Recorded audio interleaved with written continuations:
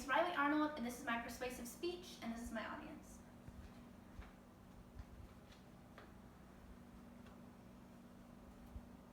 Legalized abortion is a hot topic in our current society. This is a subject that is a very personal issue, but is also a wide-scale conflict at the same time.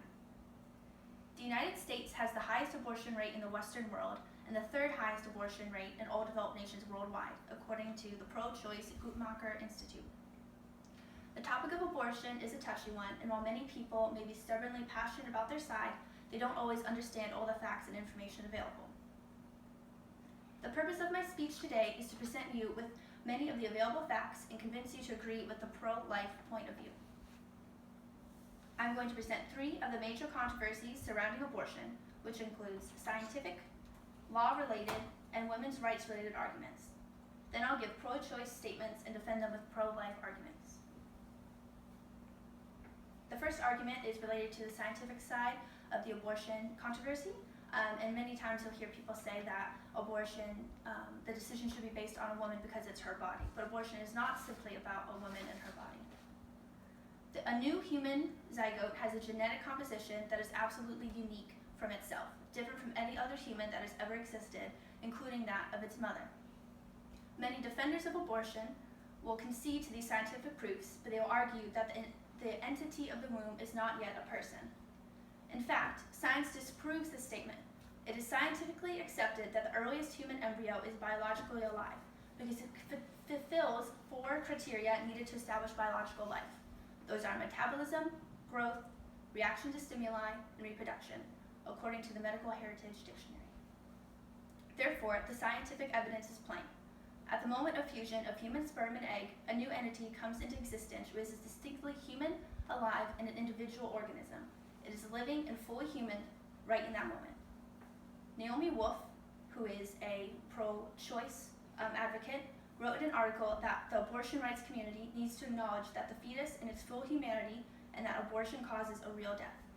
Therefore, when pro-choice advocates try to justify abortion by saying that no one knows when life begins, they're not arguing sound science, but in fact opinion. The arguments then are not about when life begins, but whether it deserves protection. And that brings me to my next argument concerning law.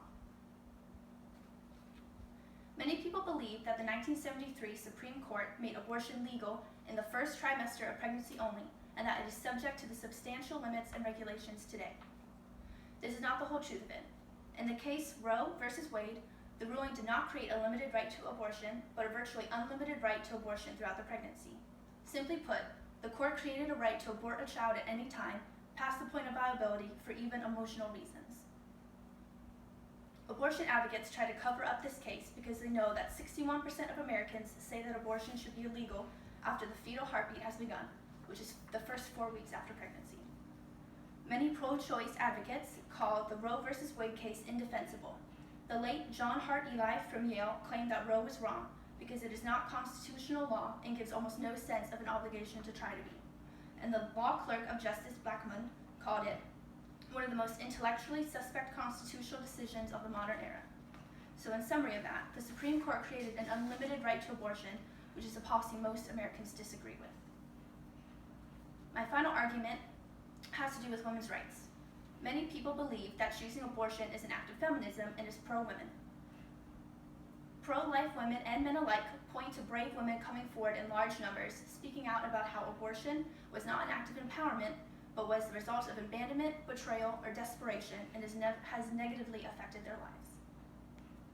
The modern pro-choice movement is desperate to protect the image of abortion as positive and pro-women. Kate Michelman, the former president of NARAL, Pro-Choice America, claimed that abortion is the guarantor of a woman's right to participate fully in the social and political life of society. Pro-life feminists claim that this turns feminism upside down, because it claims that women don't have an inherent right to participate in society, but one condition on surgery and sacrificing their children. Feminists for Life says abortion is a reflection that we have not met the needs of women. No woman should have to abort her child to feel as if she has the full right to participate in society.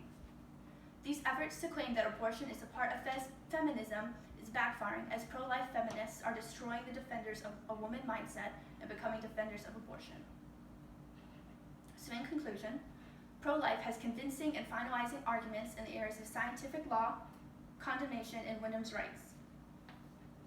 Wouldn't you like to see a future where teenagers aren't so bashed for the consequences of their actions that they feel the need to terminate their children?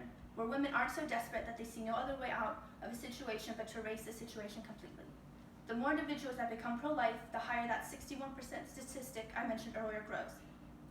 And the abortion clinics businesses will shrink. Don't you want to join together with your fellow women and Americans and choose pro-life? The further abortion is understood, the more people realize that it is anti-human and anti-life and anti-women. That's the real message behind pro-choice advocates' messages. Don't listen to their faulty message any longer and choose anti-abortion with me. Thank you.